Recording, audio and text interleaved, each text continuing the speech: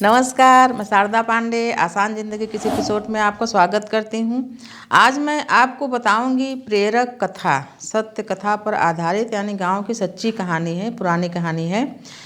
तो एक रमता जोगी एक रहते हैं। रमता जोगी उनको बोलते हैं जो कि ठहर के कहीं भी किसी के घर के सामने भिक्षा नहीं मांगते हैं।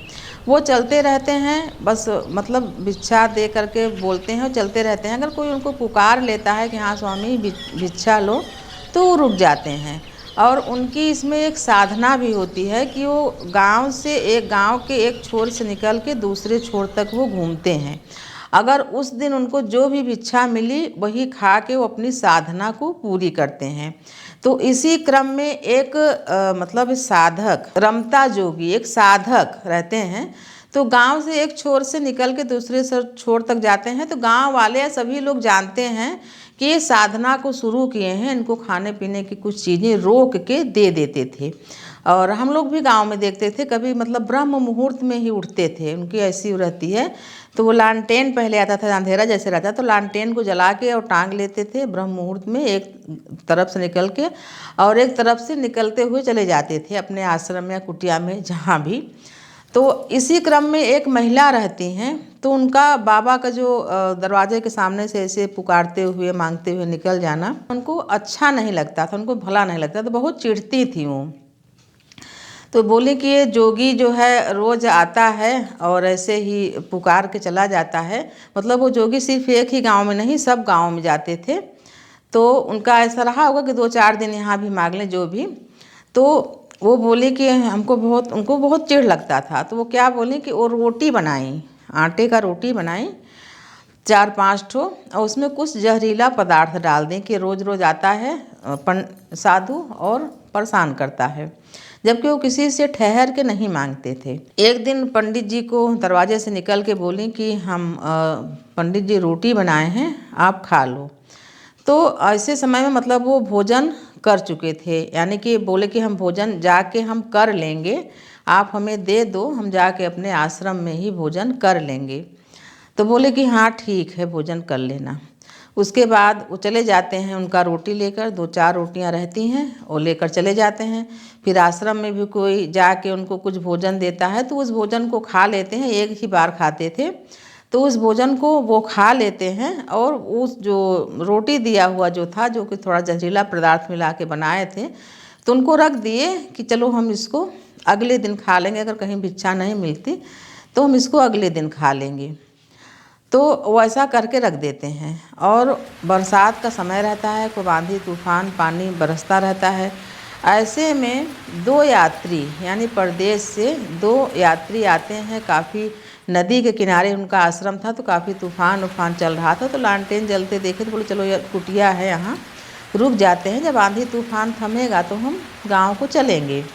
तो वहाँ पर जाते हैं तो वो स्वामी जी अपना ध्यान लगाए रहते हैं। तो खटपिट की आवाज़ सुनते हैं तो बोलते हैं भाई तुम लोग कौन हो, कहाँ से आए हो, क्या है। तो बताए कि हम इसी गांव के हैं, पर गांव थोड़ा दूर है, अंधेरा हो गया है, पानी वगैरह आंधी काफ़ी ज़्यादा पानी बरस रहा है, तो हम सोच रहे हैं थोड़ा निकल जाए तो हम जाएंगे। तो बोले काफ़ी रात्रि हो गया है तो आप लोग यहीं पर रहें, सुबह चले जाना। तो बोले हाँ ठीक है।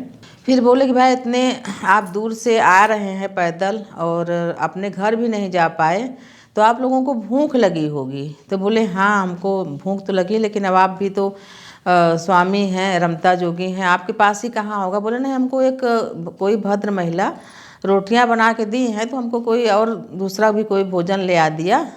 तो रोटियां क्योंकि सूखी हैं, ख़राब नहीं होगा, दूसरा कोई खीर वगैरह दिया तो हम उसको खा लिए हैं। वो रोटियां पड़ी हैं, आप लोग खा लो उसको। तो 2-2 रोटी और अपना मटका में पानी था, दिए, खाए और वो सोते रह गए। फिर सुबह बहुत हल्ला उठाए भाई कि अपने उठो, अपने घर जाओ, हम अपना जो साधना है उनको करेंगे, आपका गांव पास में है, चले जाओ। देखें तो वो लोग मृत पड़े थे, उनकी शरीर पूरी काली पड़ी थी। फिर उसके बाद वो बुलाए, जो नदी में नहाने लोग आते थे सबको बुलाया, भाई देखो पहचानो ये कौन है। तो बोले भाई ये तो गांव के ही हैं रहने वाले। तो वो महिला भी आई, जो रोटी दी थी वो भी आई। तो बोले ये तो हमारे ये पति हैं और ये हमारा बेटा है, ये परदेश से ये लोग आने वाले थे। लेकिन ये पंडित उनको मार दिया। तो बोले माता हम इनको नहीं मारे, आप जो हमको रोटी बना के दी थी तो हम बोले थे हम इनको खा लेंगे, लेकिन हमको और कोई भक्त हमारे भोजन ले, हम इनको खा लिए, इनको रखे थे, रात में आए थे, हम इनको दे दिए। तो नकारने लगे कि नहीं नहीं ऐसा नहीं है, हम नहीं दिए थे, हम रोटी आपको नहीं दिए थे, जहर वाली रोटी हम क्यों देंगे किसी साधु को, किसी ब्राह्मण को। तो बोले नहीं ऐसा ही है। तो वहाँ के जो भी न्याय व्यवस्था थी, जो भी कोतवाल था, पुलिस थे, वो सब लोग आए। तो आसपास में पता किए तो बोले हाँ पंडित जी से बहुत चिढ़ती थी, बहुत कुछ उनके शक्ति से पूछा कर बताई, हाँ हम इनसे बहुत चिढ़ते थे इसलिए हमको रोटियां दिए थे बना के। तो वही कहावत भी एक है कि सांझे दे सकारे पावे पूत बतार के आगे आओ। ये कहानी है कि उन्होंने उनको दिया खाने को, और ऐसा एक महात्मा जो निर्छल है, जो अपनी साधना कर रहे थे, जो किसी से कुछ नहीं लेना देना था, उनको जहर मिली रोटी दिए, और वो रोटी कौन खा लिया, उन्हीं के पति और उन्हीं के पुत्र, और वो ख़त्म हो गए। फिर महिला वो कारावास में चली जाती है इस अपराध के लिए, किसी को जहर देने के अपराध के लिए, अपने ही पति और पुत्र के मतलब हत्या के आरोप में वो चली जाती हैं कारावास में। तो ये सब कहानियाँ आपको जो बताए जाती हैं, जो जानकारी में आती हैं, जो इतिहास में जो दर्ज हैं, तो इनसे लोगों को सीख भी लेना चाहिए कि बेवजह का किसी को कोई नुकसान नहीं पहुंचाना चाहिए, कभी कभार वो अपने ऊपर ही आ जाता है। तो आप लोग बताएं कि कहानी आपको कैसी लगी। ऐसी कहानी आपको आगे भी देती रहूँगी। आप सभी हमारे साथ बने रहें, देखते रहें आसान ज़िंदगी। तब तक के लिए नमस्कार।